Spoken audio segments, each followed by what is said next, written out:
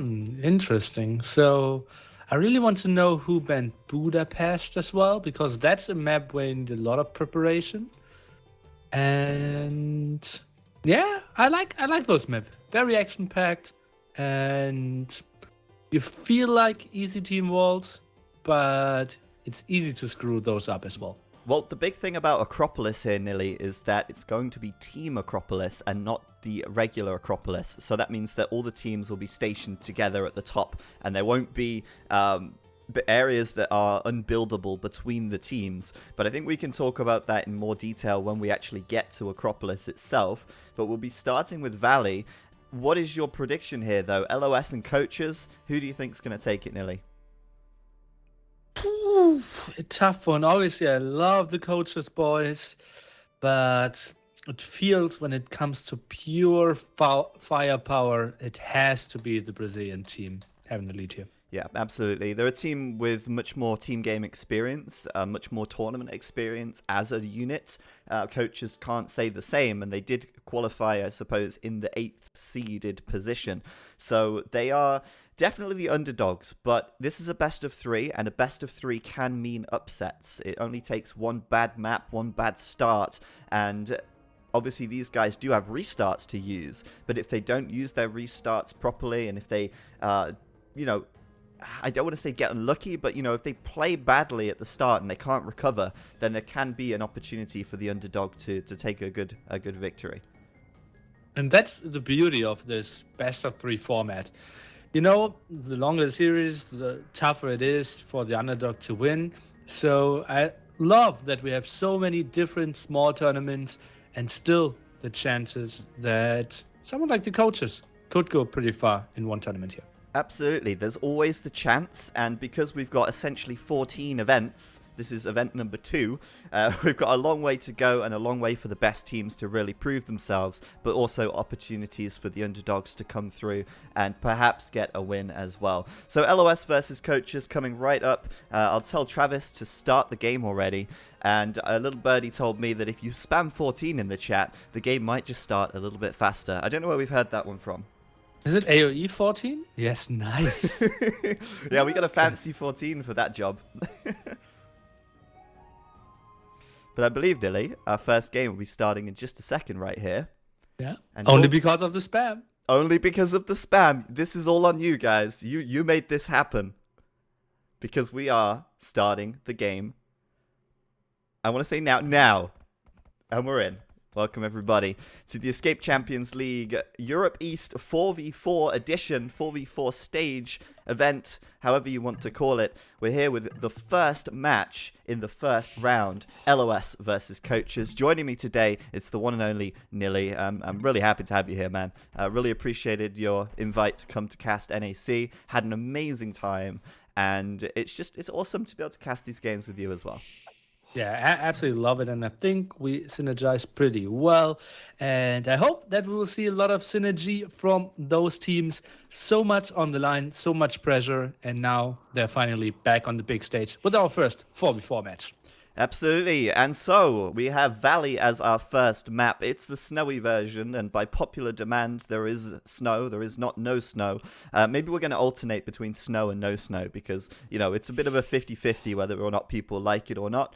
But we have LoS, they're spawning down to the south of the map, on the south of the river, and starting from left going to right, we have Miguel in the red. He's playing on the flank as the Magyars. The pocket behind him, we have Mentalist playing right here as the Slavs.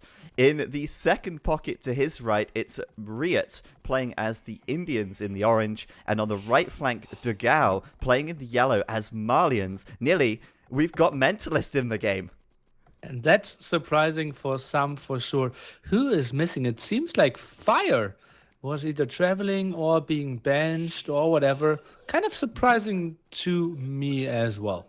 Yeah, we got a little bit of a boar steal already coming in here from the left flanks. Miguel taking the boar of his opponent, Eddie stealing it right back. And I'll let you, while Eddie is stealing that boar, introduce the coach's team, Nilly.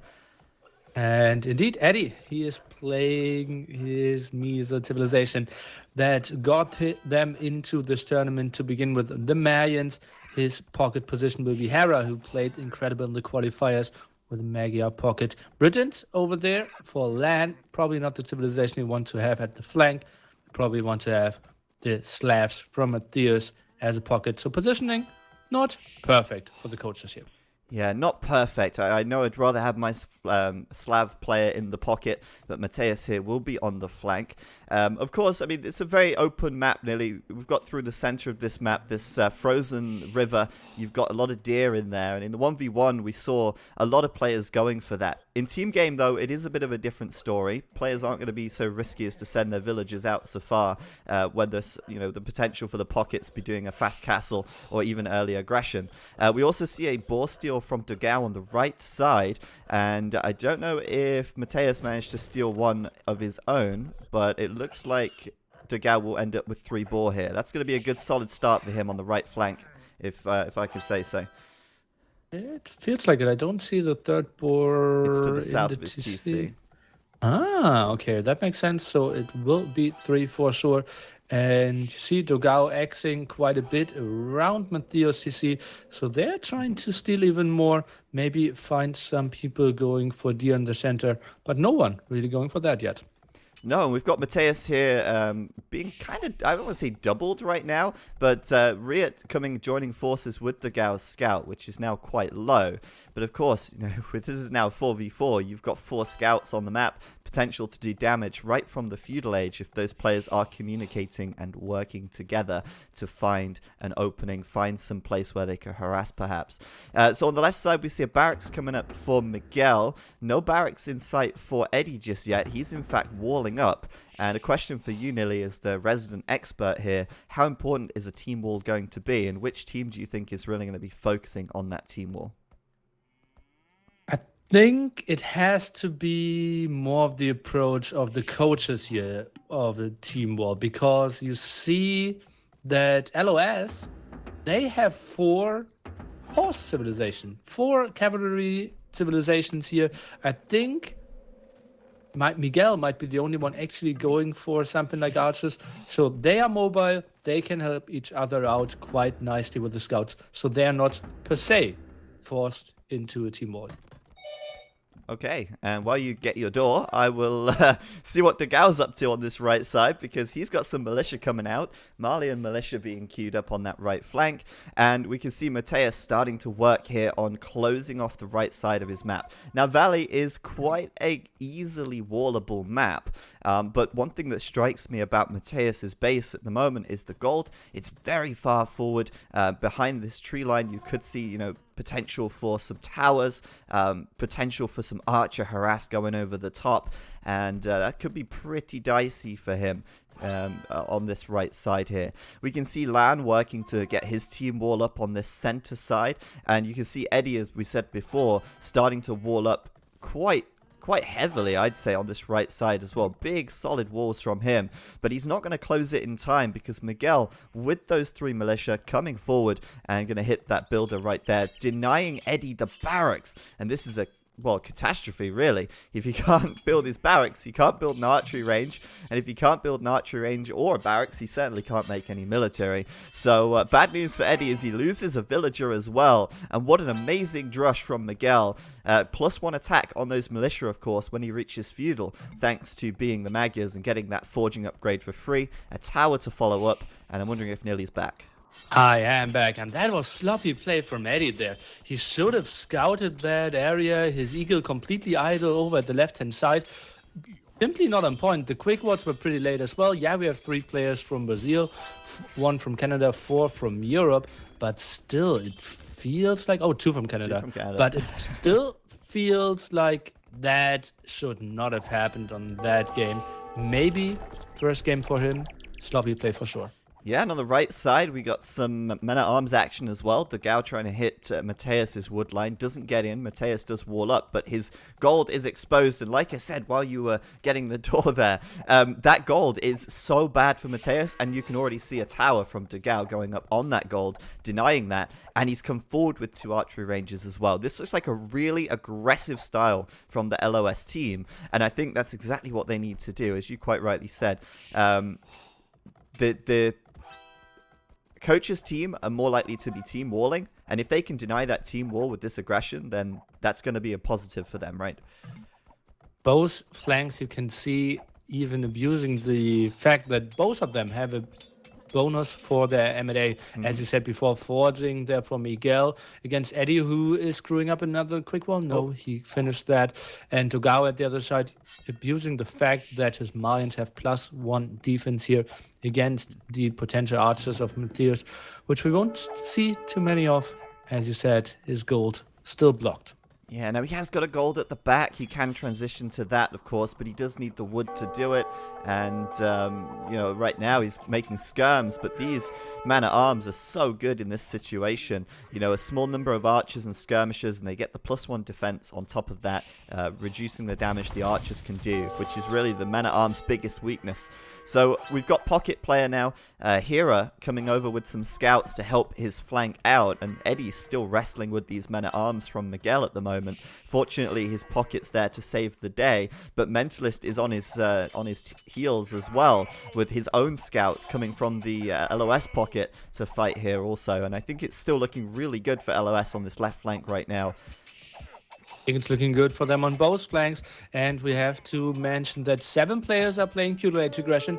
Only 1 guy is going fast castle, and you know a player in castle age can build a lot of knights, but problems here.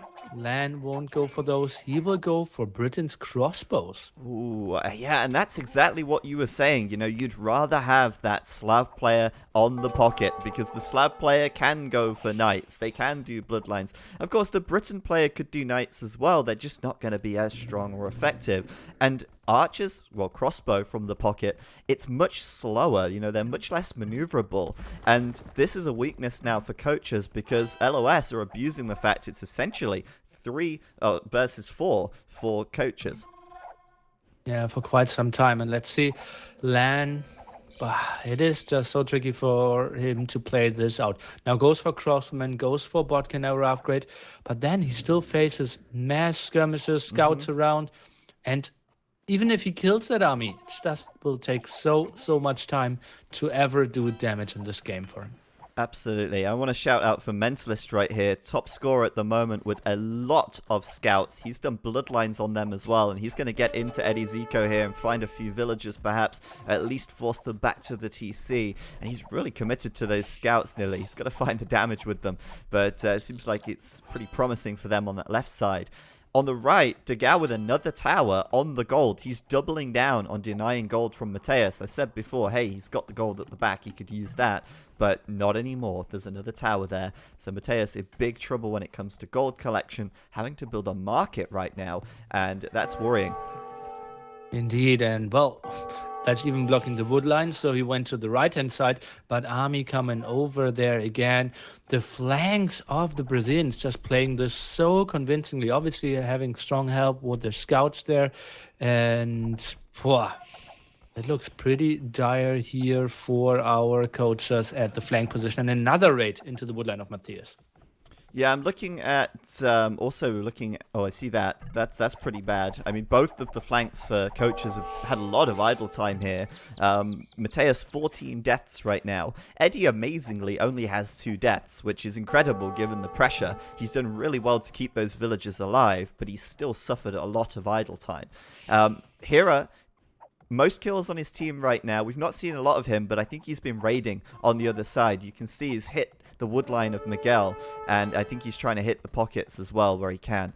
But at the moment, Lan reinforcing the right flank. But again, like you said, there's still a lot of skirms, there's a lot of archers there, and Lan just hasn't done the damage yet. Oh, and he's going forward now. He has 5 kills. If he gets closer to the Gao, he has very little answer to that, and we see maybe Riot now with some camels trying to clear this up, has +2 defense on those. But Lan needs to do the damage ASAP if he wants to buy some time for Matthias.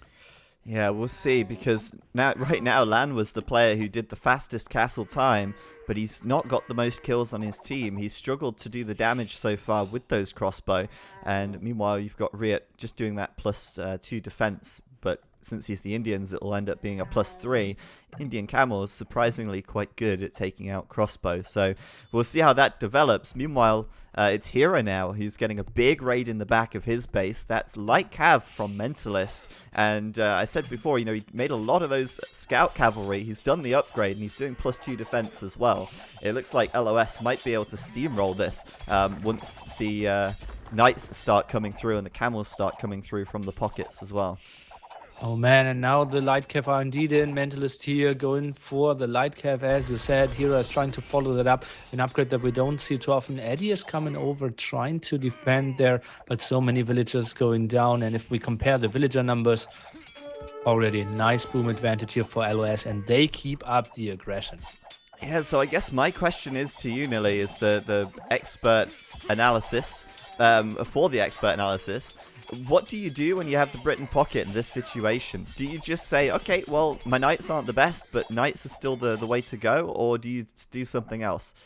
I think it's a mistake to pick Britons on those settings. Just think about it. Like, Valley plays pretty similar to Arabia. And how often do we see Britons picked on Arabia? Also, not 100% sure if I like Malian so much, because you're pocket 50% of the time in a 4v4. So... Then going for Eagles out of the pocket, for Plumed Archers, not your greatest option. So I feel LoS already started in this game with a quite nice advantage simply because of the tips. From civilizations alone. And of course, it's important to remind everyone that the ruling for civilizations for the 4v4 is that during their set of games, every match they have to take 2 civilizations from the civ pool, and then they can pick freely from the rest of the civs. So obviously we have Slavs for both teams, we have Magyars for both teams, and then the Britons, Mayans, Indians, and Malay are the wild cards, or the outsider civs from the civ pool. But I have to agree with you, Indians and Malay seem like a stronger choice than Britons and Mayans here. Well, obviously we're saying that because now they are pocket. If we had Britons at the flank, we probably could have said, like, yeah, Britain's so good at the flank, so a good choice there for sure. But I feel like double archer civs there just felt super risky. But on the other side, LoS went for 0 archer civs, so I'm questioning both civ choices. At the moment, it worked out better for our Brazilian-Canadian composition. Yeah, I'm liking right now the fact, however, that coaches have seemed to stabilize a little bit. They've repelled LoS back to their side of the map. On the right side, LoS sort of sitting back, waiting for Dogau's upgrades to come in before they push out. And this could be a deadly fight. Yes, I'm watching that as well. The Camel's diving in. Nicely done by Riot to dive in with the camels there. The wall's having to be deleted by Mateus's team. Mateus to get back. Land bringing the crossbows back to try and do as much as possible, but Mateus's skirm's a bit caught out of position. Surely they will go down to the camels here, and I'm wondering if Land can hold on his own with just these these crossbow. I somehow doubt it. Oh, military count at the moment for Mateus at 1 now. The short before reaching castle edge, so that's pretty ugly for sure. Well, the +1 range should really help out. I think he should do some damage there from the long distance, but maybe overcommitting a bit. Yeah, it's looking pretty tricky. Left-hand side, not looking great either. Yeah, we've got a raid coming in from Mentalist and Miguel, hitting the pocket player Hera, and I think they've gone over to Hera here because Eddie's got a castle up on his flank, so we're seeing them go for Hera now. He's obviously doubled down on knights. He's got 2 stable production full upgrades, but Mentalist isn't too far behind, and he's supported by crossbow here, so there's not a lot Hera can do. Does need Eddie to come over and support him with some plumed archers, and Eddie's plumed archer production has finally begun, perhaps a little bit later than he would have liked. Oh, yeah, obviously the strategy plan was different, but well, he's ahead in villagers now against Miguel, who's going for Magyar CA. So Eddie is loving life now. Had a very rough start, but can slowly start to fight in here. Looking different on the other flank, Mateus. His town center now even getting heavily pressured. Yeah, TC there under fire from 2 mangonels. There's a lot of skirmishes from Degao as well, so those crossbows have to be very careful. Of course, they are Britain crossbows, so they do have that extra range, like you said, to work with there. We've got a defensive mangonel from Mateus here as well. Now, you know, it's kind of difficult for Mateus in this situation. Towered up on his gold and towered up at the back as well makes things really awkward. Perhaps he could have done a defensive tower on his back gold to make sure it was safe, but at the moment, he's got more to worry about than a defensive tower. His TC is about to go down. Yeah, not a lot of villagers working there anyways, but it was kind of a retreating point for LAN. Was hoping to not see them overcommit. Yeah, go ahead.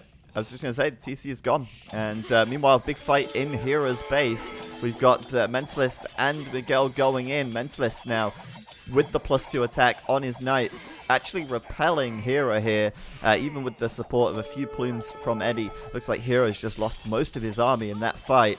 And, well, it's just look at the military counts, nearly. I mean, everyone on the LoS team with, you know, 20 to 30 military, and everyone on coaches, with the exception of LAN, under 10. That's pretty ugly for sure.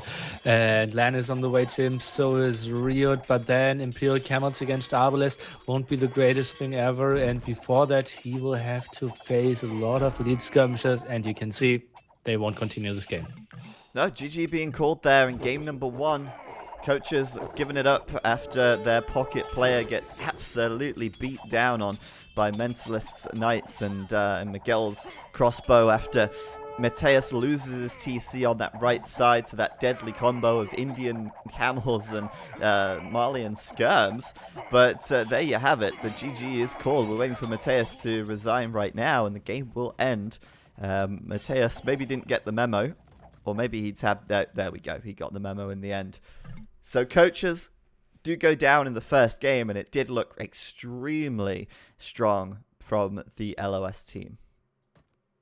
I'm pretty sure that if coaches still had a restart to call here, they would have called it. So I believe they even had a bad Civ positioning in the first game, called a restart, and afterwards still got Britain's pocket and had to play with that. So I'm pretty sure that was very unfortunate for them here. Yeah, well, I mean, that's the problem, though, like you say. I mean, they had a free pick of any civ from the pool, and any civ from the remaining civs. It's not like they were restricted in civilizations in any way on this map. They could have absolutely picked other civs, and I guess you're right. I mean, if you had Britons on the flank, maybe it would have been a bit of a different story. But at the same time, you do have to consider, well, you take that risk.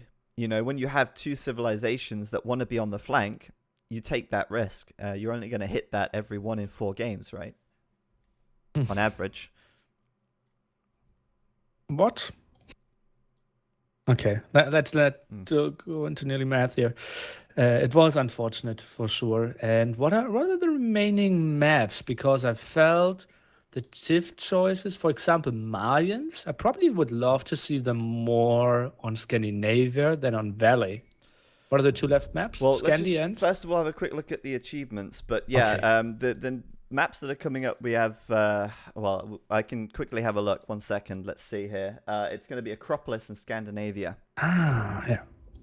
But stats, you can see LoS one clearly there, but military-wise, it was Degao with 78 kills and 50 deaths, looking strong.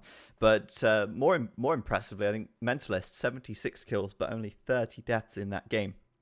He was on fire, and eco-wise, he had a solid eco as well. I think Mentalist there deserves the MVP star, in my opinion, and he does get it as well. So, good game from him. Look at that, 106 villagers, Nilly. Jeez. That's a solid boom Someone for sure. throw some water on this guy. I think, yeah, Riot and him never really got raided, so kind of makes sense that they pulled ahead so heavily in the eco there. What a sick game from Mentalist. Solid play for sure. Went on to so many scouts. Didn't have that many kills early on, but just helping out Miguel there with all the aggression over and over again. Beautiful team play from a guy that we felt could have maybe created some problems when it comes to communication. Maybe, yeah. I mean, you have to think about it. It's a Brazilian team with one Canadian guy and one Swedish guy in Spaden. I don't think Spaden will play that much, but Mentalist proving his weight in getting the gold medal there. So I think he's definitely proving himself worthy. So next game, Acropolis. Again, it's going to be another really fast-paced, action-packed map, but it will be a Team Acropolis, which is a little different to the version that we saw in the 1v1 stage. And in the chat, I'm being told, I think it's 1 in 6 to have 2 flank civs on the flank. Nilly Math, does that check out? That sounds better than 1 in 4, yeah. Yeah, that does sound about right to me too. Not that I would know. But anyway, let's not waste any time. We'll get into Acropolis right here. And I realize when I type numbers on my keypad, it changes the scene. So I need to not type numbers. Oops. But member asked to wait a minute. Okay, so we're going to just wait for a moment here before we start the next game.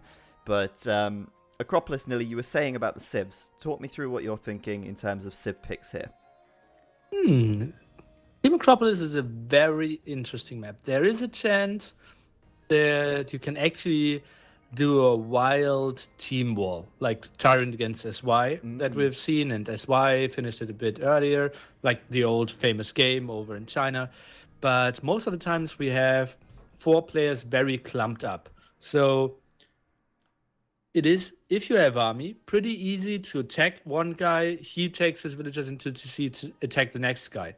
So building feudal army is absolutely crucial, but it's also very easy that if you have Backwood, for example, to just have one player go uncontested fast castle and have some walls here. So it is a very strategic map, and I think you need to put a lot of thoughts into what civilizations you want to have here.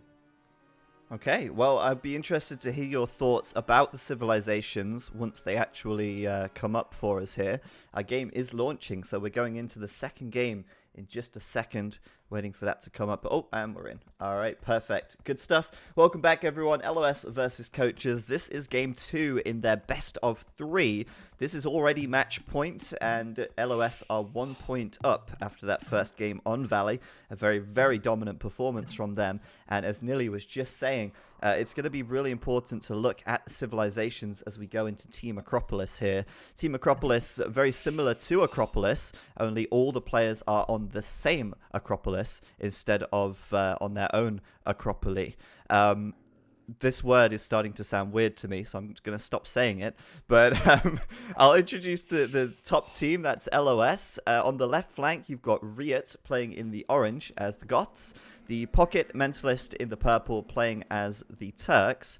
The second pocket, Dagao playing as the Burmese, and on the right flank, Miguel in the red as the Franks, though it's worth saying they're not really flank or pocket because they're all in one clump. Nilly, go ahead, introduce the coaches, and then let's dive into the civs in more detail. You need to do that because H crashed for me. Oh, okay. Well, while Nilly relaunches the game, I'll go through and talk about coaches then. We have Lan playing in the teal as the Spanish. Pocket Spring now stepping in. The American playing as the Mongols in the blue.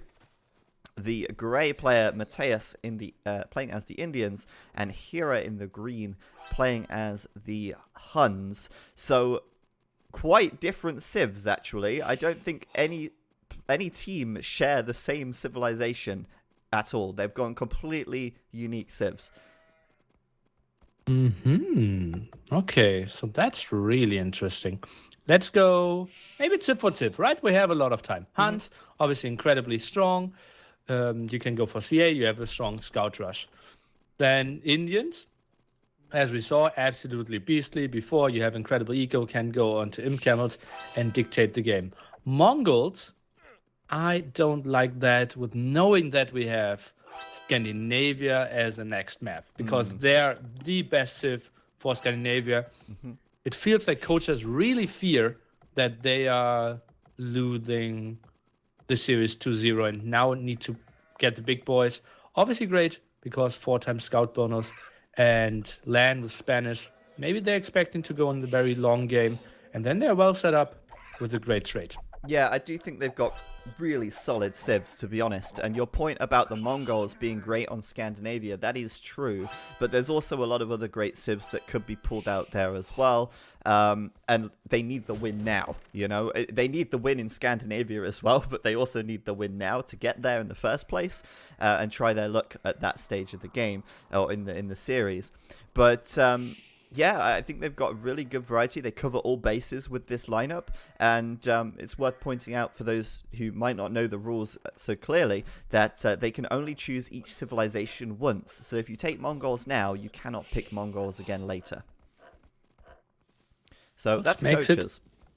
Which makes it tricky, and we need to think about civilizations more than in a very easy just pick your civilization format. So Rio now going for Goth. Isn't that interesting? Goth in Battle of Africa. Kind of the weakest civilization. Least picked, I believe. And so that's really, something I didn't expect.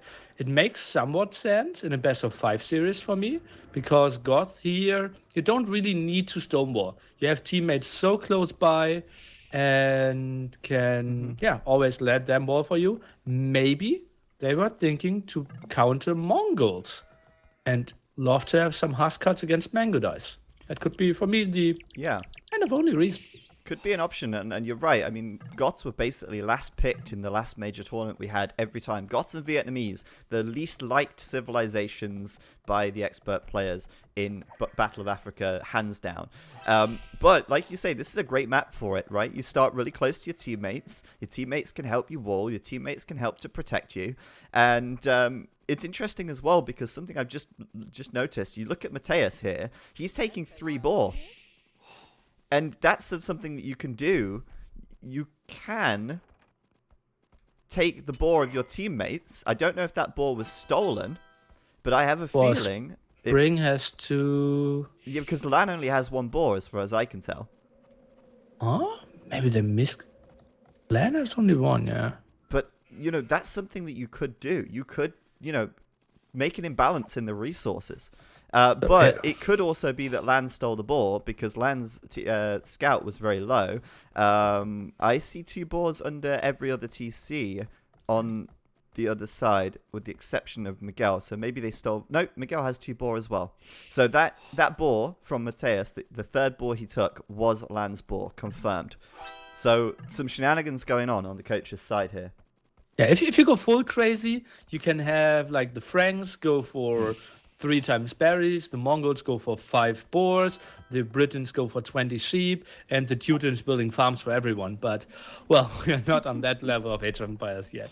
Yeah, well, there are also additional boar on this map. It's easy for them to pick up extra ones. But my point really here is that when you're starting so close to your teammates, you can quite easily decide who gets the priority on the, maybe, let's say, the extra boar, who gets the priority on the gold or whatever, because in the end this kind of starting position opens up a lot of opportunities for things like Sling, and I think, you know, like you said earlier, Sling to the Goth perhaps could be an interesting option here.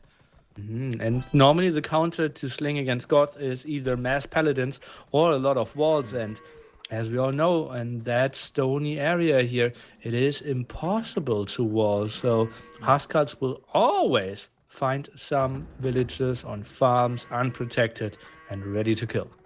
Absolutely. And we can see the big team wall coming in for LoS already. They're teaming walling across the front, they're team walling up at the back, and they're even walling in their wood lines against any potential early scout raiding. And we can see Spring here making 3 scouts right now and sending them across the map. Will he find anything? There's surely going to be a hole somewhere. I can see a hole on the right side already.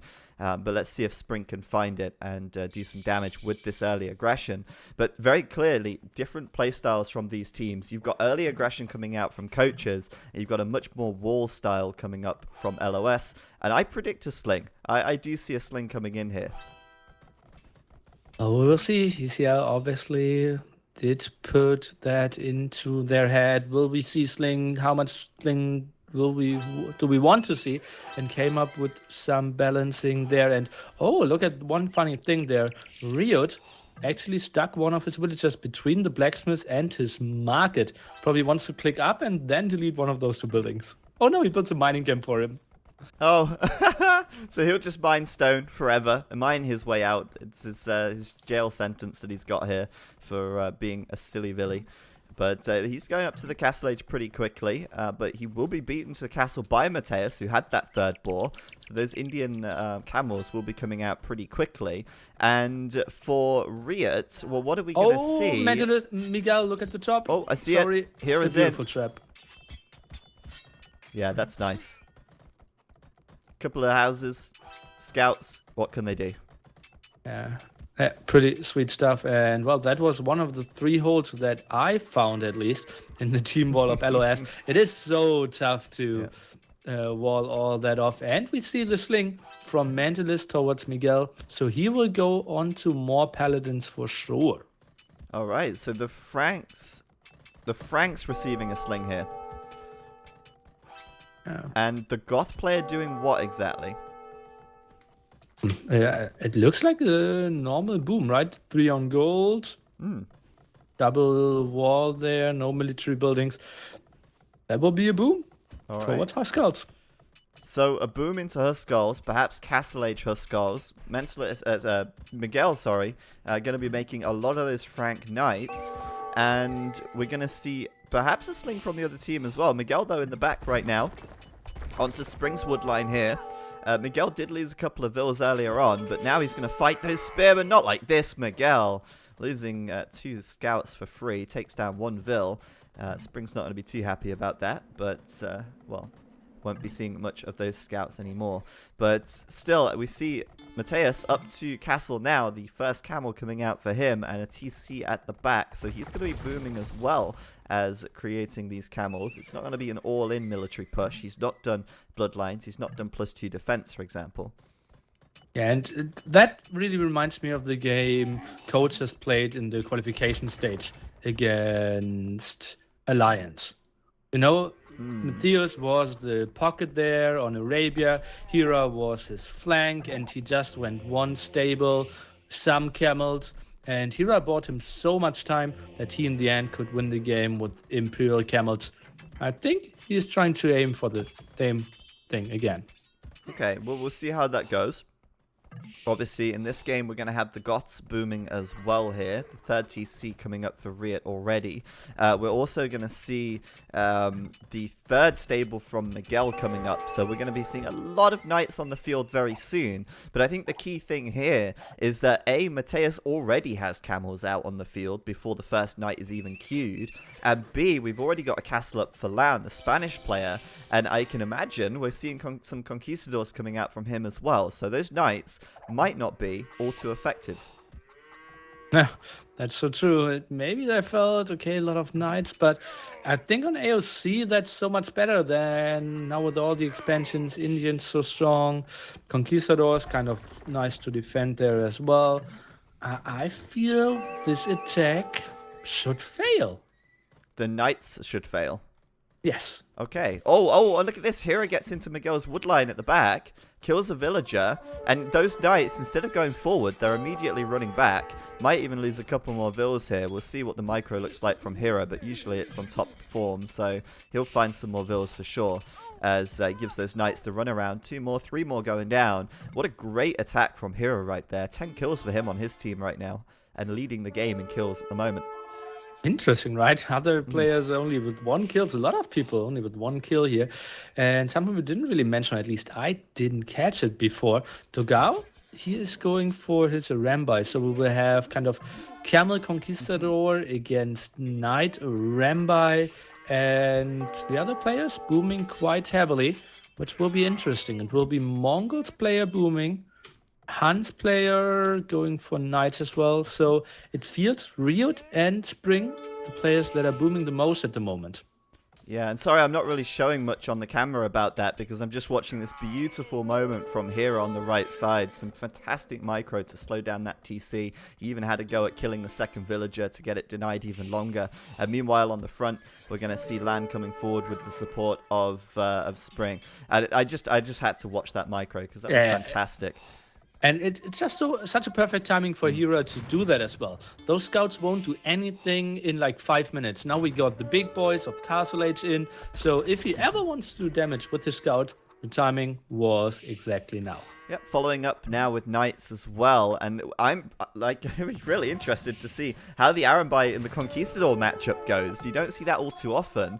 Obviously, these guys are working with the hill here, and that's something on Acropolis that you do have to deal with. The fact that you're going to be attacking uphill when you're attacking, and you're going to be defending downhill when you're defending more often than not. So if you're at LoS, you don't want to be conceding your uphill advantage, which they're doing right now. Come on, guys. Oh man, Why? yeah, that shouldn't really work. Spring, he is actually going for Knights. I thought he was booming, and that's something I would have loved to see more. He's going for Knights without any upgrades, and it looks like Dogao is getting pushed back. At the moment, the coach has with way more army here.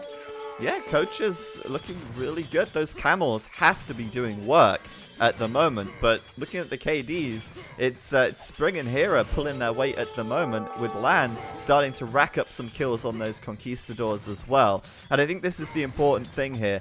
All 4 of the Coach's players are hard on military production right now. What about LoS? What are LoS doing? One player is making Knights, one player is making Arambai, one player is slinging, and one player is booming. So this is the perfect time for Coaches to do damage.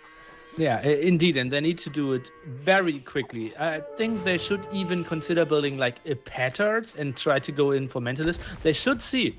You always see the timings or like the ages your enemies are in. So then should know Mentalist still feudal age. We didn't see a single unit of Riot, who just lost a villager to Bor at the left-hand side here at the 26-minute mark. I'd love to see them attacking the left-hand side, not where the enemies are building the army anyways. Yeah, well, that is an interesting point, actually. Like you say, I mean, it's Dogao, it's red and yellow making military right now, and that's also where the Coach's team are fighting. But don't you think maybe just keeping the pressure on here could also be good, because it prevents them building up a massive units that they can't deal with later? They're kind of killing the units and getting good trades as soon as those units are built, right? It stops them from taking that sling, massing up large army, and then being steamrolled later on. They're suppressing that. Yeah, but if you just go to the other side, the defender's advantage is less of a factor. True. And every time your enemy retreats, you can just snag some villages, and Mentalist can't defend himself at all. So I feel they are more playing into the cards of LoS here. Okay. Well, we've got Riot going up to the Imperial Age just now. We've got Dogao doing Bloodlines at the moment for his Arambai, but I want to bring the attention to the KDs here. Who is performing better? Which unit is performing the best? The Camels, very ineffective it seems, but look at those Conquistadors, 18-6 on the KD at the moment. The Arambai, 13-12. You can't say necessarily that it's down to the unit, but more the control perhaps, but those Conquistadors are doing work for the Coach's team at the moment. And well, Conquistadors obviously benefiting from the better range, but they are also more costly, needing to invest into food and gold there compared to the Rambai only wood and gold. So efficiency at the moment more on land side, but I feel Dogao should be doing a bit of a better job, and yeah, his boom is slightly ahead to Lan's. Lan's boom is ahead, alright. Well, let's see, because Lan's building another castle now in the middle of the map. Going to be continuing to spam those Conquistador. And I think the plan from the Coaches here is just don't even step off the gas. Just keep the foot down, pedal to the metal, and just spam everything. But that Goth player is about to hit Imperial. Riot is about to hit Imp. The barracks are coming up on the left side, and I think the counter push will start to come in. And my concern right now, Nilly, is look at Hera. He is wide open. Can he deal with like 20 Elite Huskars in his economy right now? Absolutely not. Needs to get some walls there. I love that Matthias is actually moving out to the left-hand side, but simply too far away. And what is an Indian player really doing against Goth? I think Riot he should have like double the score of his second player from his team in like 10 minutes. Well, let's see. He's currently about the same as Miguel. We'll see what happens in the next couple of minutes with his score then. We'll keep an eye on that. Mateus, though, currently score leading at the moment with the biggest boom of the bunch on his team. 109 villagers. Imperial Age coming in. Imperial Camel going to be on the cards very soon. And I think, you know, Heavy Camel, Imperial Camel will work well versus Huskarls. But the problem is those Huskarls are coming now, and that army's a little out of position. I question whether they're going to see it coming until it's too late, nearly. And those Huskarls, they're arriving.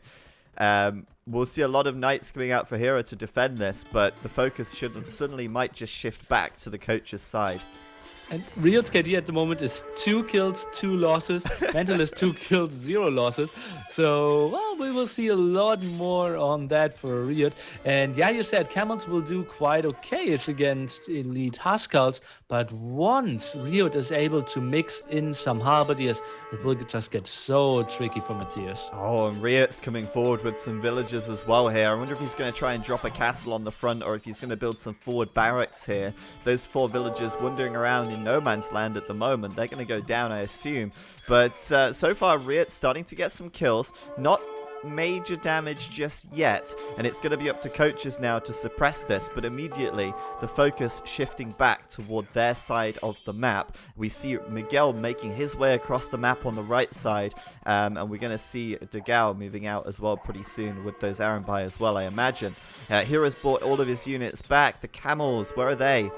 Where are the camels? Have they come back as well? It seems like they're defending some in their own base, some are at the right-hand side front. And now we see the switch. Mentalist stopped slinging Miguel. He's switching that over towards Riot, who in my books has too few farms. I can see him at 35. Would love to see him more in the 50s. All right. Goth. Yeah, you need a lot of food. A lot of food. Especially if you end up making the switch into like champions as well. But anyway, the Conquistador coming home. The camels pushing out now. Heavy Camel just being upgraded there. Ran straight past Degao's Aranbai. Missed a great opportunity to do damage to those Aranbai with that Heavy Camel upgrade. And now sending them back. Okay, seems like he can't quite make up his mind. But I gotta say, Riot's damage so far been minimal. He's sending those Huskarls in and mostly sending them to their deaths. He's killed a few units, but he's not killed a lot of economy, in my opinion. Yeah, I'm super shocked how bad his KD is. Why didn't he get any barracks up? Sending his second troops of villagers now. The barracks way too far off. The upgrade's a bit late. I don't like how Riot is playing this, and underproducing Halberdiers for my books as well. Yeah, it's all in on Huskarls at the moment. The Halberdier upgrade is coming through, though. And I mean, Halberdier might have even been the better choice from the start, because now you've got Imperial Camel and Cavalier on the field. You've got Conquistadors as well. You've even got Spring going down the Knight route in the Castle Age. So, obviously, Halberdier could have been a good opening. I think he was hoping that since they were so open, he'd have more of an opportunity to raid and just use the Huskarls to tank the arrow fire. But he's quickly switching into Halbs now as he realizes that tech switch is absolutely necessary if they want to do some damage to this army, because that's pretty strong. And like, Riot is one of the best players to ever touch this game, but it feels like he's not super on point. Idle TCs, he isn't completely boomed out. A lot of barracks idle, didn't really have the barracks replaced. So he isn't getting the resources and the kills on the map like I would love to see from him. Not at the moment, no. And you can see immediately Hira's KD taking a big lurch forward as he used his Cavalier to take out those Huskarls really nicely. I think a mix of Halb and Huskar would be really good, because obviously you can deal with the Conquistadors a little better as well, and of course deal with those Mangudai a little bit thanks to the tankiness of the Huskar. But right now, they just don't have the numbers. He's only got 29 military. Mateus is on 66 Imperial Camels. Hira's on 37 Cavalier, and these guys are looking really good at the moment as they start their push on the right flank as well. Coach is counter-pushing now once again. Yeah, and that's buying enough time. And as we said before, Spanish trade will be a big bonus. Then Mongols as well. I feel it's looking better and better for the coaches. And we still have to remember Mentalist, only now on the way to Castle Age as well. Yeah, I mean, Mentalist kind of in that sling role. I think it's about time he does get out and get some military up himself, but they are losing on this right side. Those Conquistador are absolutely owning the Arambai from what I can see, and even taking down the Trebs as well. They'll lose a castle, but the pressure still looking pretty good for coaches on the right side. The left side, they're starting to push out, and it's 2v1 now versus Riot, and this is a problem because I think he doesn't have enough production either. Oh. It seems like, well, some barracks, they're still good, but yeah, he lost the ones at the front. I think he's not even using multi-cube properly. And let's see now, Halberdiers trying to take another engagement. It feels coaches need something else than Paladin in camel composition, though. Yeah, I mean, Hera's got Paladin on the way, but he is taking that fight with the Cavalier. Those Halb numbers dropping so quickly. But that's got to be a favorable engagement for Riot there. I don't know what those guys were thinking. At least wait for Paladin to come through before taking the fight. But maybe they were thinking about, I don't know, pushing this back and stopping the TC from going down over here. But that was a really good fight for Riot there in terms of cost effectiveness. Oh, and Zogao now switching into Elite Battle Elephants. You see mass stables here, so sweet move on that. And we said Spanish, yeah, they are fine because their trade is so good. But show me the second corner they have. Miguel is doing an incredible job of, well, yeah, blocking that corner there. Cavalier going to kill the first trade carts before the markets even come down. So that's pretty good going for LoS. And that castle is beautiful as well. Like to see him continue that over there on that right side. More castles coming up would be great. Raiding now coming through from Mateus, though. He'll hit some economy of Miguel. In fact, he's all over Miguel right now, taking out those villagers with those Imperial camels. Elite Battle Elephant, though, it's an interesting choice. It's an extremely population-efficient unit, but you are building them into Imperial camels, which is, you know, the best counter to them in the game. So I do question that. Well, Imperial Camels don't really love to fight those, though. Yeah, they have an attack bonus, but once some Halberdiers are added in, and, well, we saw Goth, Burmese, and Franks already going for those Halberdiers. Burmese even having plus attack, so it feels like Imperial Camels, they aren't that great, but now I think everyone is switching to the right-hand side corner, Miguel versus the world. Yeah, he absolutely needs to get cleaned up if they want to trade, as he's, as you say, been causing some problems. Another castle there as well. But no, I think Elite Battle Elephant is probably the best choice. I mean, what else are the Burmese going to do? The Arambai obviously weren't working. And I guess my other question is, what does Lan do here? Because he's done Elite Conquistador. Does he continue producing conks? Does he make a switch into something else? Do you think the conks are working out just fine? Well, the thing is, Paladins is more what Hera wants to go for, so double Paladins doesn't make that much sense. I feel Conquistadors are fine. Is he missing Bloodlines too? Or am I confused there? 70 HP? I think they can go up to 90. Yeah, I think you're right. I think he is. He has a stable, so Husbandry could be an option. Oh, but big Battle Elephant push now in the center here. And Lan was just trying to get some bomber towers up. Some ramps needed, and then they just roll over that area. Yeah, and the Scorpions there, not in enough numbers, not doing enough damage. They are killing Miguel on the right side, but on the left, looking a little dicey. Riot's finally making his push back. More and more Halbs coming over, and Spring doesn't really have the Mangudai numbers yet. I noticed this before, but it took him a while to get the Mangudai numbers up, and I think it's because he lost a castle on the front. And I think, you know, he's only got 2 castles right now, which is not good, right? You want to have at least 3 or 4 castles if you're playing the Mongols. And he's going to put 2 more down, but they're coming quite late. So once he gets the Mongol Mangudai running, in combination with these Paladins, they will be able to hold the left side. The question is, will they hold the Battle Elephants in the meantime? That's the tricky part. Left-hand side looks pretty good. And yeah, that's what I questioned earlier. That Spring was going for some unupgraded knights. Although Hera already had the upgrades and went for them as well. I would have loved to see Spring transition onto Elite Mango Dice a bit earlier. Maybe they could have cleared up the corner earlier and could have dealt with Miguel better in general. Yeah, absolutely. But they have dealt with Miguel now, enough that they can start putting the markets up at least. And the camels are grouping together to take on the battle elephants. They've got to be careful. Now, it was noted recently by the, I think it was it Trirem who noticed this, or Tarsus? I think it was Trirem. The battle elephants are bugged. They do 100% splash damage when they shouldn't be doing that much damage. So, right now, perhaps battle elephants are a little bit stronger than they should be.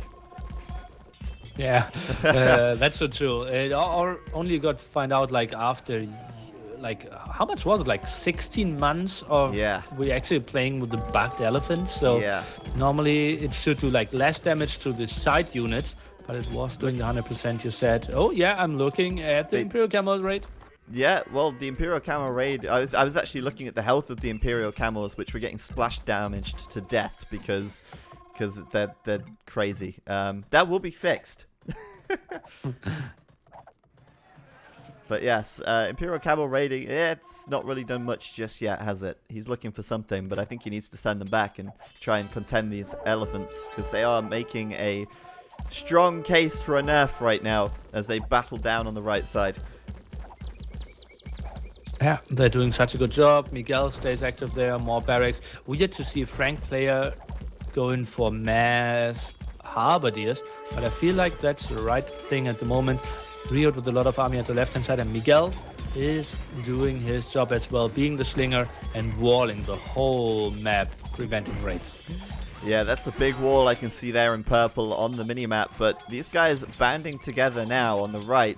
You've got those Imperial Camels, you've got Halbs, you've got Elite Conquistadors, you've even got Mangadai coming over here to repel this Battle Elephant raid.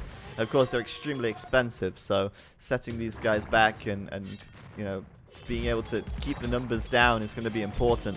But we got Halbs out for Miguel as well. This is a great unit choice, I think, given that he's working with Battle Elephants here.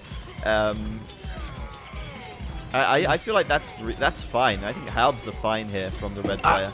I think it makes more sense to sling Togao on more Battle Elephants and halberdier with +4 attack, my friend. Or +3 attack, going up to 6+7 for Burmese. That's true as well, and actually I'm just looking at Dogao's population right now. After losing that fight, which was a fantastic fight for coaches, by the way, not only did they just take the score lead, but Dogao's down to 138 pop, and only has 700 gold in the bank, so this is a bit dicey right now. We got some raiding from Mateus in the back as well, finding some villagers, getting into the trade line a little bit. They might have a massive wall off, but it's not stopping Hera either. He's got some Hussar on the left flank, sending them through whatever holes he can find. And there is a big gaping hole in the middle of their wall here that he is going to send those Hussar straight through. In general, like, very poor team play from LoS. No stables at the left-hand side from Dogao, no barracks at the right-hand side from Riot, not a lot of swinging going on. Now, like, trying to get Dogao on 130 army. I think I'm not super impressed how LoS is approaching this in Imp, and I feel the coaches are having better approaches here in Imp. The coaches have a better approach. Well, look at Mateus's KD right now. 400 kills nearly on the field, getting a lot of damage done with those Imperial Camels. Spring, on the other hand, not really doing as much as I thought, to be honest. I expected to see a bit more from the Mongols. I just don't see him with enough Mangadai. He's only at 30 military. More Mangadai from Spring, and he could be rocking a much more impressive KD in this game, I can't help but feel. Yeah, I think so as well, and trying to go for some Scorpions there against the Elephant was Spring's approach, but just have like 80 Mangodais out now, try to pressure the trade, siege workshops all around, try to go for the walls is what a Mongol player should do now.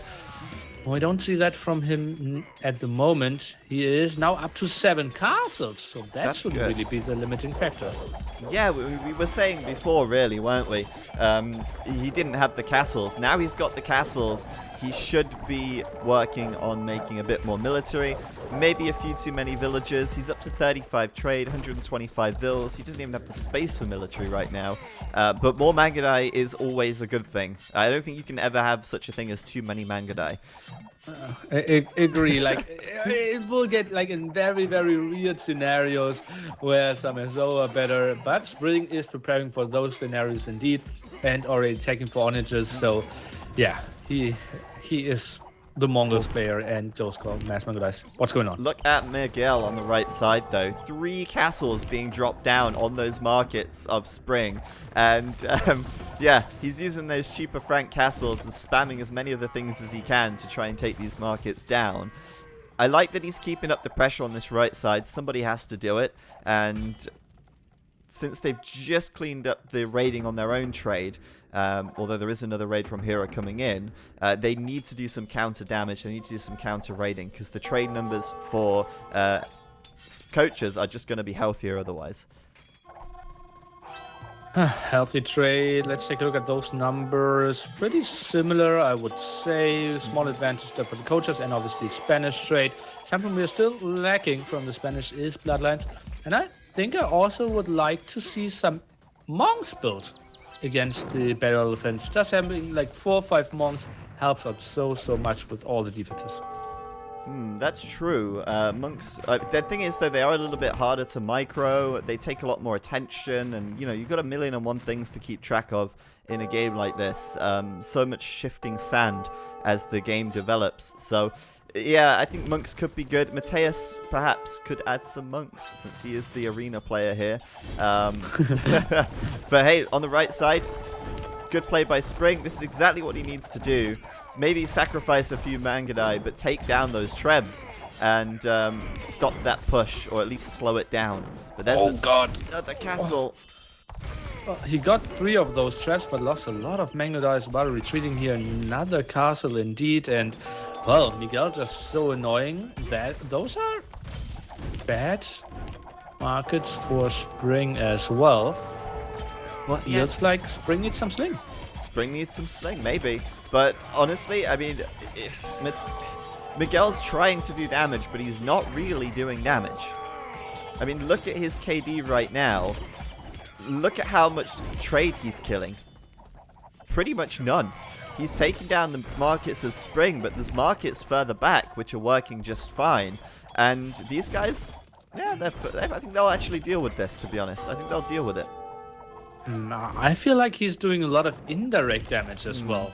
You're forcing the Indian player to come there, the Mongols player. Look at that, like 3 players are focusing, and we were talking about like clicks in Imperial Age, and just 3 players coordinating at the right-hand side, taking this fight there against Sarvadius, allowing the left-hand side to take another big fight. Maybe a bit better one for Mentalist, but not really there. Coaches on point. Yeah, Mentalist now getting those Turkish heavy cavalry archers going. I think he's missing a tech, right?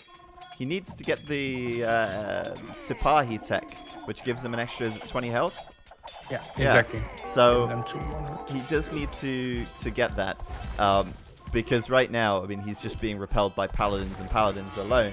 We've also got Siege Onager coming through from Spring, which is fantastic. As you say, I mean, he's got so much versatility as the Mongols. And yeah, I guess you're right. Indirect damage, you could consider it like that, with Miguel taking a lot of attention from the coach's players on that right flank. And let's see, he still has the castles up, 3 there, another ram go from land from the side. Could take those castles down, though. Let's take a look. That's now a lot of people focusing on that, actually meaning that somewhere else there should be a lot of army from LoS, and look at that, through the center, a lot of Huskars and a lot of CA trying to go for a big trade rate. Oh yeah, I see that. They're grouping together there nicely, and well, this could be the first time that the LoS team are actually doing a big raid right here.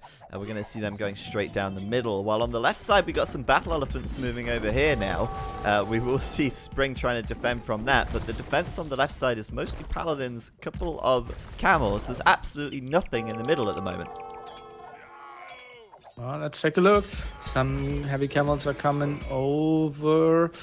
I think I would have loved to see Halberdiers instead of Huskar protecting those CA, because what is the army that is really clearing those heavy CA up? It is either paladins or heavy camels. Yes. So you don't really want to have Huskars protect those. Yeah, that makes sense, but I think he's probably thinking, well, the Huskars will be able to tank Castle Fire and be able to raid the trade for longer, perhaps. But yeah, that's a good point. If he plays more of a protective role, then those heavy cavalry archers have the potential to do a lot more damage in the long run. Since they're not chasing the trade down, the trade comes to them, and their archers, their arrows chase the trade down. Already doing significant damage as the Imperial camels come over and gets headed off by some more, and even Mangadai here from Spring as well. This has been a really intense game, actually, quite a long one, and it could still go either way, nearly. And that's the beauty of this map. It's really tough to really kill a team very early on if the trade is established. Those maps, or this map, always delivered so many good games. Now we can see some tech switches. Zipahi finally for Mentalist, and Miguel is going for Paladins now. Look at Miguel's position at the edge of the map. Isn't that a beauty? Now, obviously, Mangadai right there and Camel's right there as well, but damn, if there were no ranged units there, think of the damage he could do with those heavy cavalry archer. Of course, they're going to die to the Mangadai, but that's just a beautiful little spot. Yeah, agreed, and just forcing so much more idle time, and those are the points where normally we should see an attack at some other point from LoS. We see a lot of Halberdiers grouped up again. Dogao, pop 180. I think I want to see a big sling onto him and see him on like 80 battle elephants, maybe with some scorpions behind that. At the moment, it feels like he's attacking with too small of groups. Well, it's true, really. I mean, the thing about these late-game Imperial battles, it's so momentum-based. If you can just crush us at one of the flanks, then they're not going to be able to get back on their feet and defend easily. And meanwhile, your 80 battle elephants will just destroy everything in their path. So I completely agree with you there. I think if you look at the KDs as well, I mean, obviously the players don't have access to this information, but if they did, they'd recognize that Dogao has clearly the best KD on their team right now. And it's all because of those elephants. And if he was to just, like you say, get up to, let's say, 80 elephants, then they could just make one big push on one flank and maybe even kill it. But at the moment, they're losing ground on both flanks, nearly. They're losing out on the right, they're losing out on the left, and it's looking really good for coaches at this moment in time. Left-hand side, Mentalist is trying to defend with some bomber towers, but beautiful team play there. Spring even killing some of the wood lines here, allowing his teammates to go in. And yeah, as you said, both times at both flanks actually getting pushed from the coaches at the moment. Small raids in the left-hand side trade, but that's cleared up as well. Yeah, the trade raids have been pretty short-lived for both teams, actually. They've been dealt with really nicely. Looks like Mentalist's going for another raid now through the center, while on the right side, the push is doing really quite a lot of damage to the defensive structures, but they're not making much more ground now that the elite battle elephants are there to hold the ground on that right flank. Left side, however, is looking a little bit dicey. Now we've got the addition of the siege onagers, we've got the paladins and the imperial camels working in tandem. I think, well, it's looking like they could crush it on this left flank at the moment. Left flank, I just checked Riot's ego. He has 30 farmers and had 75 trade cards. He's now down to 66. Ooh. But that's not really like how it should be distributed. If you're God, it should be more like 70 or like 60 farmers, like 35 trade cards and some villagers on wood. But well, he's just floating in wood and now just gave 5k away. So at least his teammates are pretty rich, and receiving that money, it's going to be, I think, Dogao, right? Getting some gold. He's got about 1,800 gold and 1,200 food now to make more battle elephants and more Arambai. But the use of the Bombard Tower from LAN is fantastic. It's going to slow down the pushback. It's going to help them to gain more ground. It's a really powerful building to be able to just fortify your push as you go. And on the left side, the Bombard Towers from Mentalist, well, they're in very short supply. I only see 2 of them, and they're already being taken out pretty quickly by these trebuchets as well.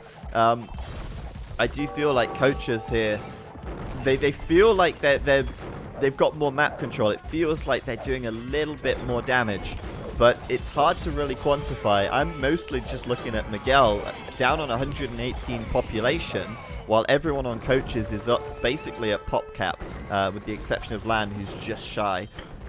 Miguel, why is his population so low?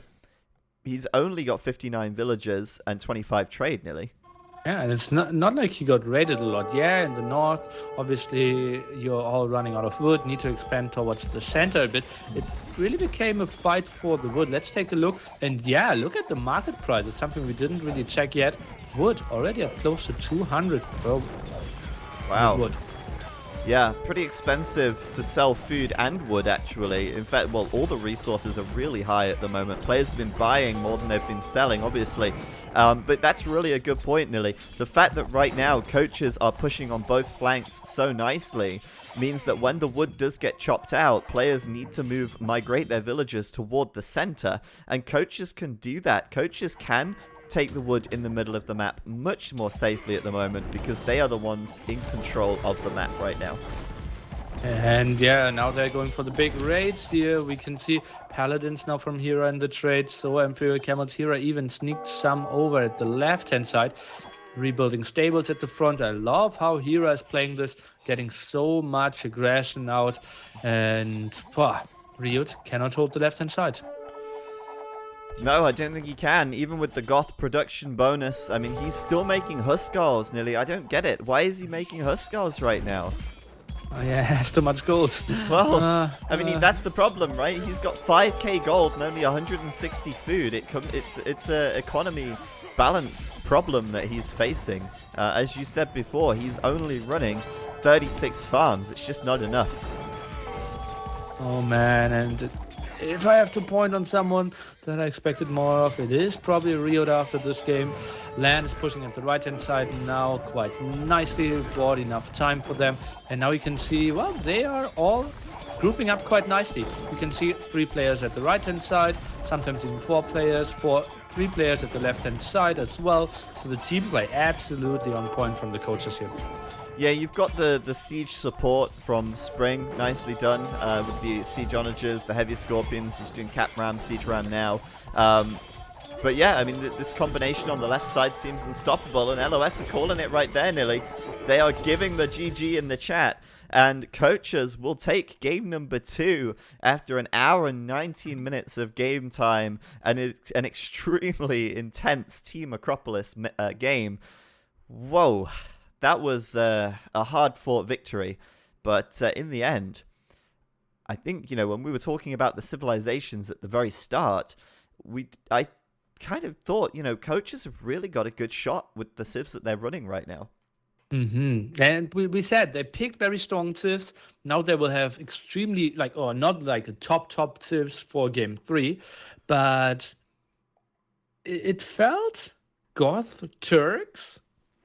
They were going for the weaker civs, the LoS guys, and now going with the stronger civs in game 3, you can still screw this up. I like the momentum for coaches going in game 3. Yeah, coaches though, let's talk about the end sort of KDs. We'll go to the achievements here, I think, real quick, and have a look at that. Looking at those military stats, Mateus there, 909 kills, 771 losses, mostly down to his Imperial Camels, I think. Really, he was just... that unit, so versatile. I mean, there's so much cavalry in the late game. It can kill the enemy cavalry. It can kill the enemy cavalry archers. They're tankier than regular camels, so he did a lot of raiding damage. I think he did a lot of raiding damage onto Miguel, actually, which is why Miguel's population was so low in the end as well. And then you've got the support from LAN in the form of Siege Rams Conquistadors, which was fantastic because they performed really well versus the Arambai. And then Hera on the other side doing Paladins, which, with Paladin and Imperial Camel, that's a real strong combo. And then, of course, finally Spring with the Mangudai, which came a little bit late, but he ended up with his head above water at 416 kills and 273 deaths. Really well played by coaches there. Where did LoS go wrong, Nilly? What do you think went wrong for them? Riot. He was the only guy out of all the 7 booming, and he couldn't do any damage. That's not how booming works. Normally, he should have aggressive barracks, more halberdiers. The Huskarls should raid everywhere in the back. And I feel like halberdiers at the front, killing the Cavaliers, and then Huskarls running around is the better option. He didn't get the first wave of aggressive barracks up as well. Unfortunate game for him. And he needs to carry. Like, we were hyping him at the minute 30 mark. And he never delivered. Well, we expected more damage, didn't we? And he ended up doing the Huskarl over the Halberdier, and that might have cost him a little bit. But yeah, even in the end, his eco balance wasn't quite there. Quick highlights as well. Spring with 12 castles in the end, even more than the Franks, who had 9. Quite impressive stuff. And Mateus with 4 relics as well, which is impressive. 7,000 relic gold for him. Quickly looking over at the economy just to see the sling stats as well. Mentalist slinging 26,000 resources over to pretty much only over to Miguel and to Degao. That sling, though, how effective was it in the end? I think maybe could have been better to have all 3 of them fighting and have Riot just doing the boom. But what is the Turk going for? I didn't mind the sling. I felt they had the advantage at that point. They were slightly behind in points, but if Rio just gets aggressive barracks up and goes for mass halberdiers, it's tough to kill TCs, but then gets an aggressive castle up. I felt they weren't behind due to the sling. Okay, that's interesting. So, anyway, that was our second game. After that one, having a look now at the map pools, LoS take game 1, coaches take game 2, and it's all to play for in game 3, Scandinavia. But as you pointed out, LoS have potentially got the better civs now. Coaches, they use their Mongols on the Acropolis map there. They don't have Mongols now for Scandinavia, which, as we know, has the 3 boar and the additional deer. How much of an impact is that going to have? Mongols is the civ number 1. They also won't have Spanish. They also won't have Mayans. Kind of, I'd say maybe top 3 in those scenarios, because Scandinavia is so easy to wall as well. So that could be another long game. Spanish so good. It will be really tricky for coaches. I think they need to win the game early imp or they will lose. Okay, so coaches have got it all to do before the game goes super late. And, we know how strong the Mongols can be in the late game. But in that last game, the game we just saw, the Mongols didn't really have that much impact, I have to say. Spring wasn't massing up the Mangudai like we might have expected. He didn't have the most impressive stats at the end either. But he was facing like 2 of the strongest counters, like Huskarls at one side, Burmese elephants with 8 pierce armor on the other side. So it is tricky for Mongols to fight those 2 civs. Still helped out quite a bit, just being behind there, and really denied Miguel at the right-hand side and a lot on Riot at the other side against the halberdiers. All right, well, just to remind everyone of what is to come today, we've got Aftermath versus Secret coming up next. But first, before we get to that, we've got the match point now between LoS and coaches in their best of 3. We're going to be starting the next game in just a moment here. Tell T-West to go, and we'll have our third match, Scandinavia, coming in just a few seconds. Team Waltz pretty likely on this map as well, and pressure is on for both teams now. I'm excited. Team Walls, says Nilly. Let's see how it goes here as we go into Scandinavia. It's 1-1 to LoS and Coaches in their best of 3. This is the match point. Winner moves on to the semi-finals, which will be played next Saturday. We'll be covering all of the round of 8, round of 4. No, I don't know what it is. It's the round of 8, isn't it? It is today. But we have LoS versus Coaches once again. Scandinavia is the map, and let me just get my bearings real quick while I figure out where everyone is positioned so I can introduce LoS. And we have LoS to the right of the map here. On the flank, it's Mentalist. He's had Pocket for 2 games in a row. He's now on the flank, and he's got the Mayans, Nilly. Not the best positioning for the Mayan player in the purple there. Pocket, Yeah. go ahead. Okay. Continue introducing the players. All right. But yeah, it's a very weird map, but I will go into that later. We'll come back to that. Hun's in the pocket for Miguel. He's playing in the red there. The other pocket is Riot in the orange, playing as the Mongols. So there's that Mongol pick for LoS, which we were talking about. And then on the right flank, the yellow, it's Degao playing as the Berbers here. And he is facing short distance somewhat Matthias with Goth.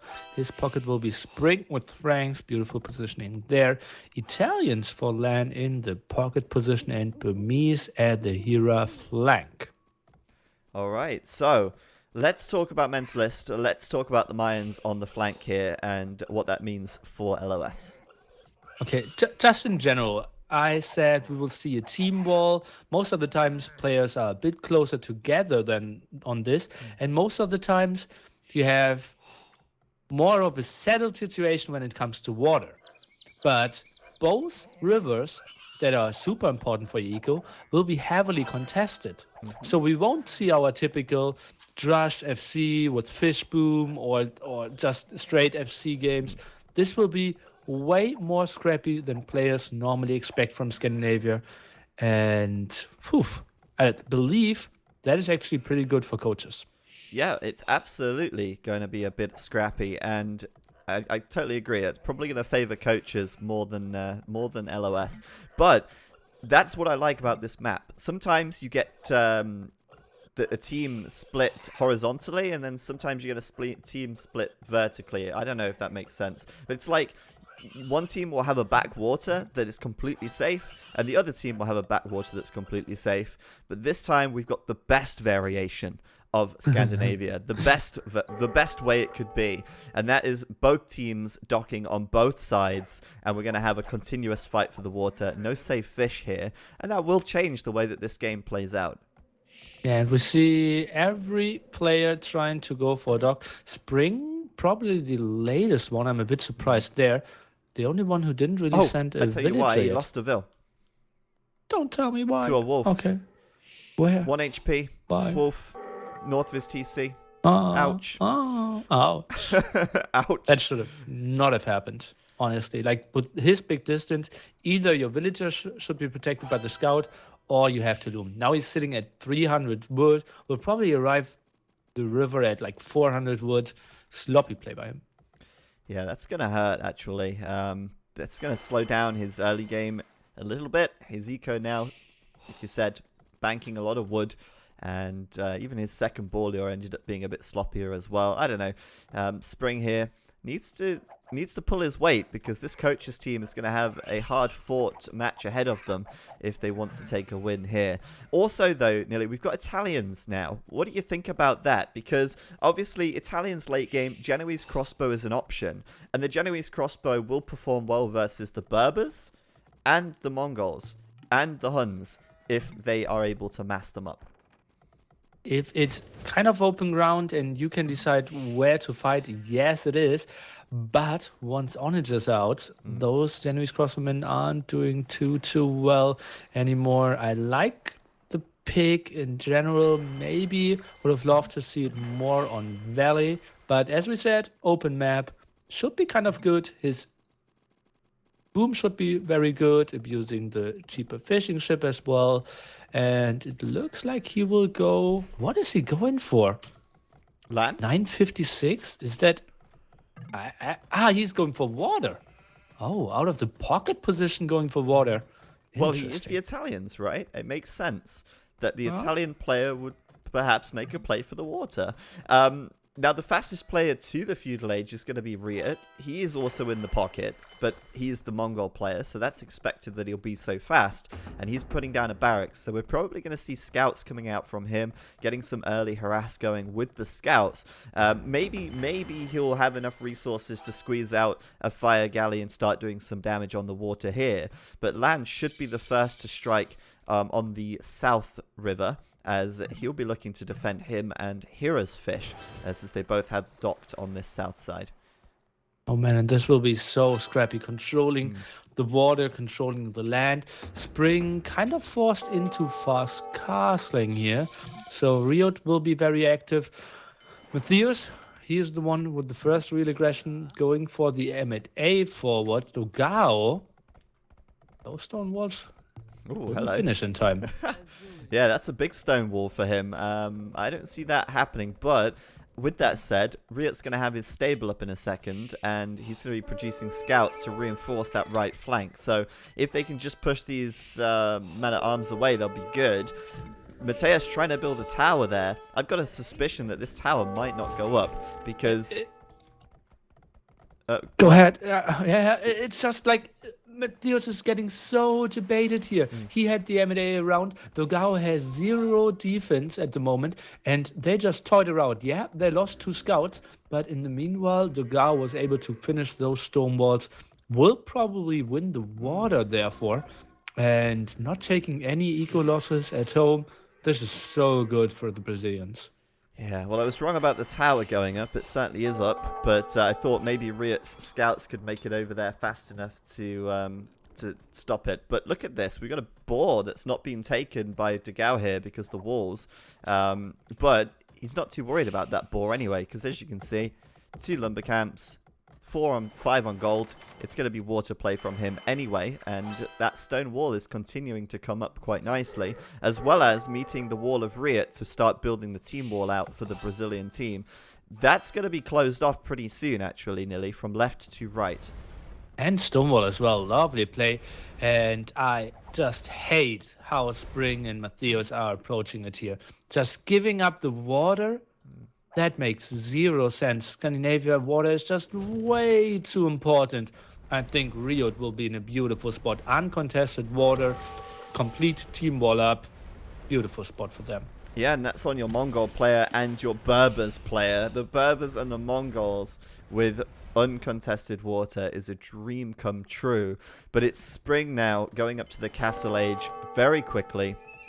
And it looks like coaches here have set their sights on the land. It looks like they've forgotten about water altogether, and it's going to be a double stable night push from spring as the Franks from the pocket could do some damage with that if LoS have a hole or if they are not walled completely. I think by the time he gets castle, they're going to be walled completely, and not just walled, stone walled as well. Yeah, and well, there's one version on Scandinavia to still make something happen. It's by landing with transporters, but they don't have water control either, so that's not an option. I think Spring, well, even losing some villagers here at the front, he will do nothing. Well, in order to do the landing, I mean, they're going to have to win the water on the south. That's their only option right now. And it's looking okay. Mentalist and Lan going ham with the fire galleys at the moment. Very few demo rafts, but we finally got Lan bringing some demos out. Might be able to do some damage with them as Spring hits castle now. And uh-oh, look at that gold mine. Losing another villager there. Spring, 2 kills and 9 deaths. Only 21 villagers, Nilly. He's 10 villagers behind his teammates right now. And this is the guy that's supposed to be doing 2 stable nights. He can't even make a 3rd or 4th night. Let's play a small pop quiz. Okay. Show me the food eco of Spring. There is none. He doesn't have a single villager working or a fishing ship at the moment. Ouch. That's just, he's at 22 food. Oh, he's seeding some farms. Hallelujah. So he's managed to make 2 knights, which he's sending to the right flank, which is now stone walled.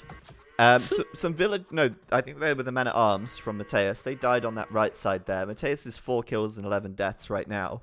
And meanwhile, Spring's having to idle his TCs. He doesn't even have the food for villager production right now. This is just... Ouch. That makes just zero sense. Team Wall's not up, and that's just sloppy play from the coaches here. And like, they have a lineup of 6 people and a lot of smart ones there as well. I'm really surprised how they didn't like set up good strategies before that. I said it is an untypical map for Scandinavia, but still, that doesn't look like great preparation. How do we play as a pocket? What's our general approach?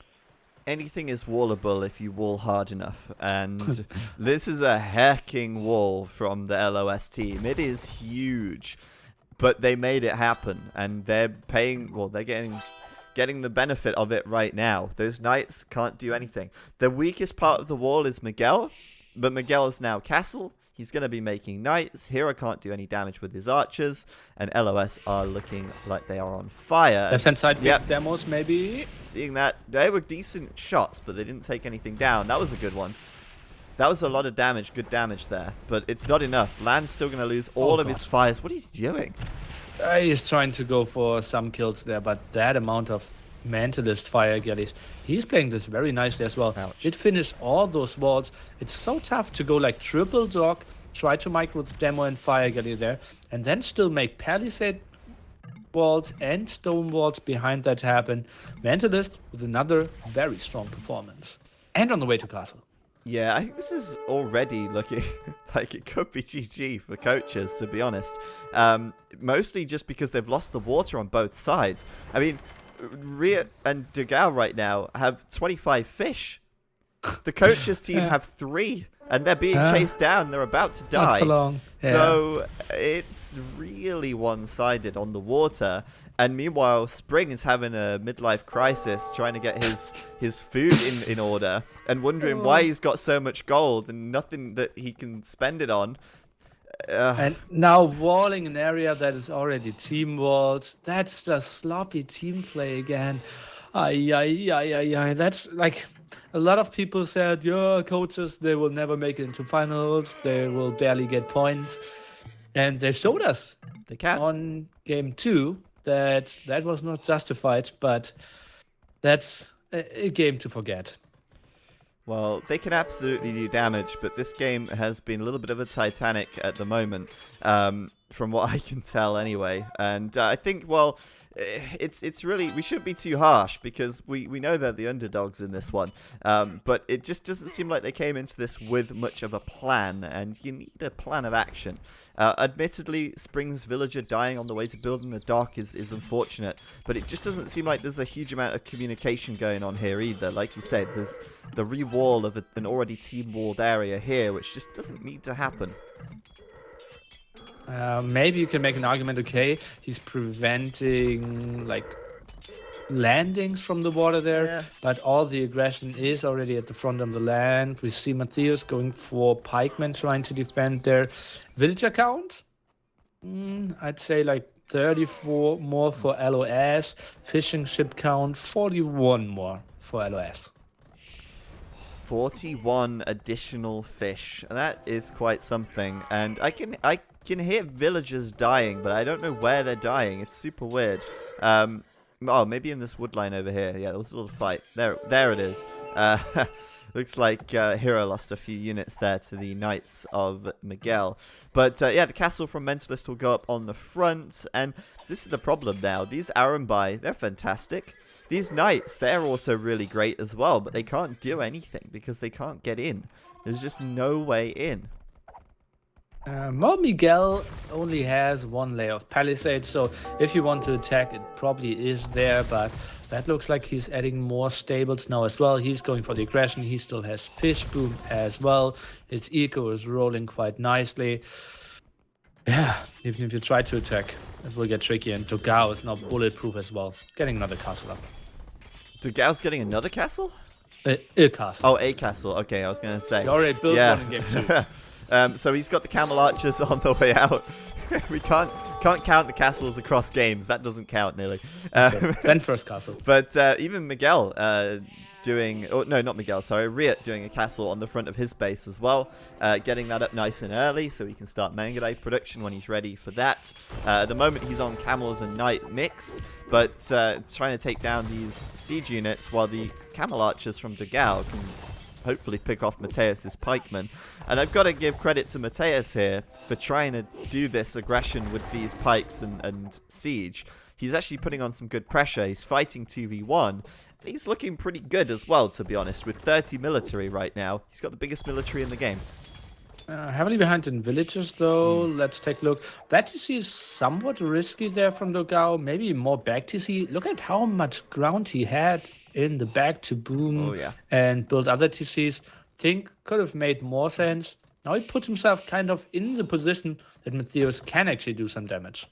Yeah, this forward TC, it's got a potential to go down, but he's got his own defensive siege workshop up, and he'll immediately trade out one of those mangonels. He'll get I wanted to say he'll get a second, but he left that one with 2 HP. That will surely get cleaned up by the TC there. And the other mangonel will finally go down. What are you seeing? Yeah, it was the same. I just wondered where the mangonel got shot from. Reared up to Imp. So, one gold player, let's take a look there, already has a castle up as well, enough stone to build a second one. Elite Mangudai's then coming out, then Hera will not have a lot. Lan is not looking like he will get onto a lot of army pretty quickly. This will get really dicey. Riot, maybe another shot for him to dominate the game.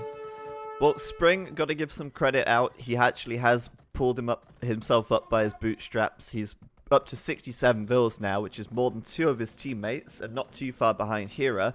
So he's made up for the fact that his eco was stalled a bit earlier on. But when you compare that to the LoS side, just look at the villager difference. Look at it. Riot with 103 vills, Miguel on 90. They are like for like ahead every step of the way in villager count.